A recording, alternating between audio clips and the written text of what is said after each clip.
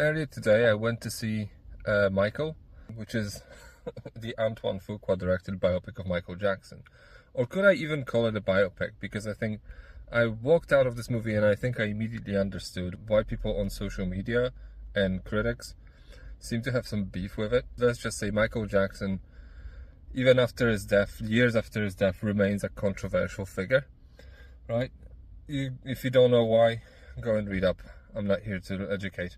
Disclaimer, I don't like biopics, just in general. Most biopics, I want to say 99% of biopics are kind of sort of shit, or at best mediocre, and one of the reasons why they may be is because they kind of follow what I kind of call like the Wikipedia sort of format of storytelling. Let's just say, like, imagine like Ray, cradle to grave kind of storytelling, and this movie kind of sort of adopts that sort of, template.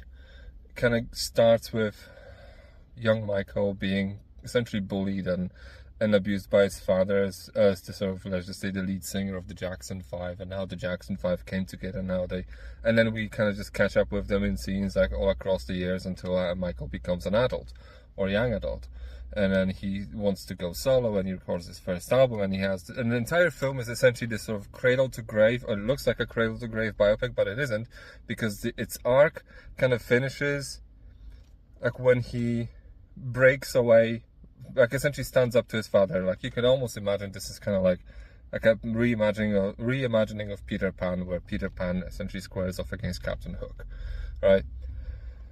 And the movie ends essentially there, and I can kind of see why that is, because you want to preserve the legacy, because the guy has what used to be, and it probably still remains, one of the biggest, if not the biggest, acts of all time, and as far as music is concerned. He's like the greatest of all time, maybe one of the greatest of all time as far as pop music is concerned. But you can kind of see how the movie kind of cuts off right before, like, you would start getting into like controversial shit. And then for that, you probably want to watch the documentary. I think it's called Leaving Neverland, because the movie doesn't even hint at that. And I want to say, this is where you can kind of accuse it of whitewashing or just turning a blind eye to certain things. But yeah, overall, a schmaltzy biopic, predictably sort of, saccharine and familiar.